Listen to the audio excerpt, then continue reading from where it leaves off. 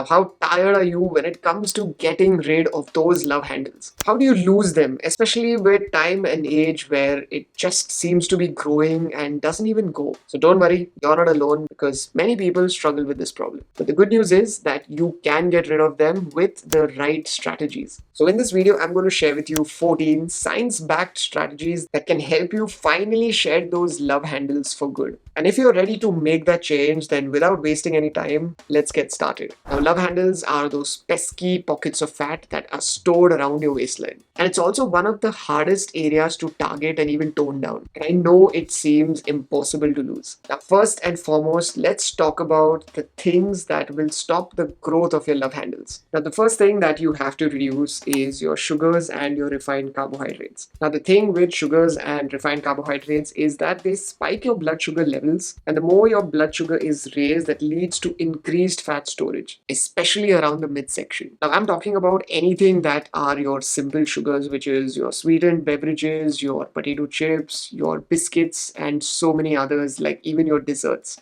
And even all the processed and refined carbs like your bread, your pasta, your pizza dough, all of them. And you have to try and avoid all of them and rather opt for foods that have a low glycemic load, which are your vegetables, your fruits, your whole grains, and anything that nature provides. So try to go for foods that have a low glycemic load and complex carbohydrates. Now, the next is that make sure you eat lesser and also you fast. Now, if you can do a fast like a 16/8 intermittent fasting, which is 16 hours where you do not eat and the 8 hours is the window where you consume food, well, that is one of the best ways if you want to see those love handles disappear. But if a fasting like a 16/8 seems a bit difficult, then you can do the fasts that are much lesser, which is either the 12/12, where 12 hours you eat and 12 hours you don't, or you can even try the 14/10, which is 14 hours where you don't eat and only in the 10-hour window is where you eat. But if fasting seems a little difficult for you, then you can also try the 3 meals a day with no snacking in between.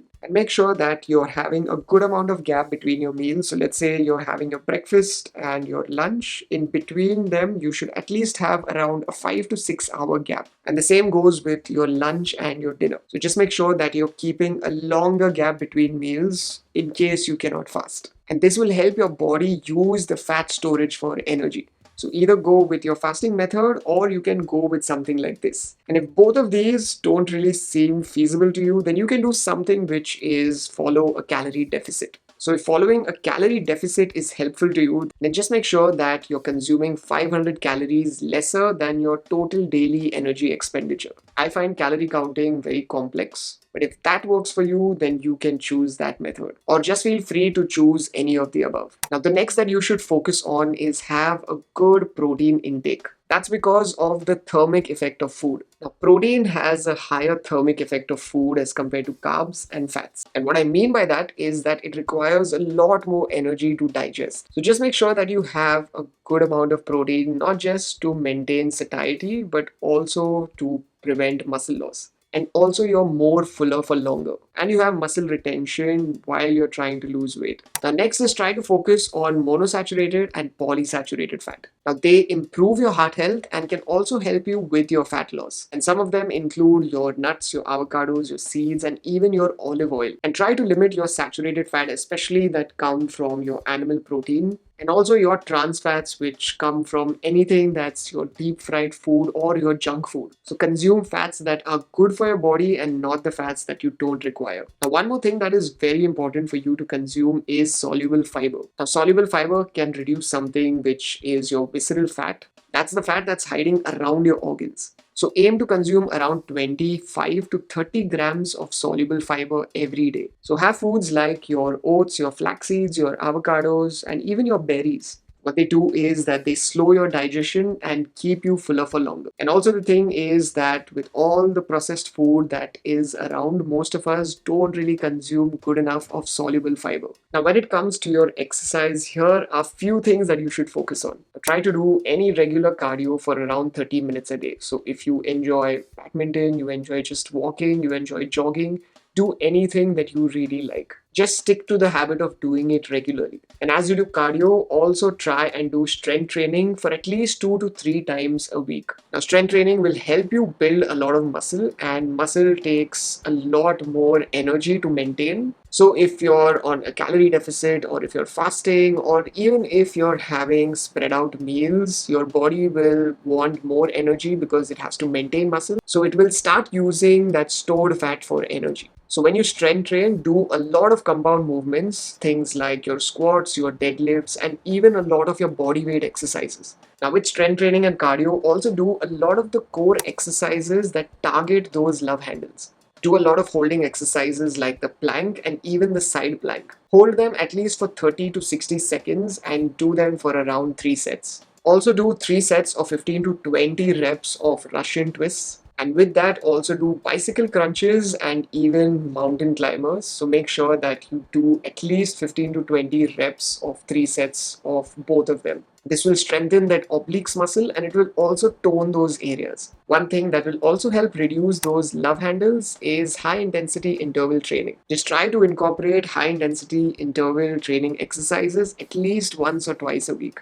And you can do something as simple as you sprint for 30 seconds and then you walk for another 60 seconds and you repeat this whole process again for at least 20 minutes. What happens when you do a lot of high intensity interval training is that at that moment you might not really burn fat, but it leads to post exercise oxygen consumption, which helps you burn more fat during the rest of the day. And another thing that you should focus more on are some lifestyle habits. Now, stress is something that we know damages a lot of our body, but chronic stress increases your cortisol levels, and that leads to accumulation of fat, particularly around the abdomen. So if you're constantly stressing, then do practice a lot of things like your meditation, yoga. You can also try some breathing exercises or do anything that is very therapeutic, because all of these can help you lower your stress levels, because the more you are stressed, the more your body will hold on to your fat. Then you also have sleep quality. Now aim for 7 to 9 hours of good amount of sleep per night. Now when you have poor sleep, it disturbs two hormones, which are your ghrelin and leptin. And these hormones regulate your hunger. And the thing is that when you have poor quality sleep, these hormones are not regulated properly, so you end up eating a lot, you go for those unhealthy snacks, and that leads to increased appetite and also fat storage. So make sure that you're sleeping well and also you're getting good quality sleep. Now, when it comes to your liquids, just try and stick with water.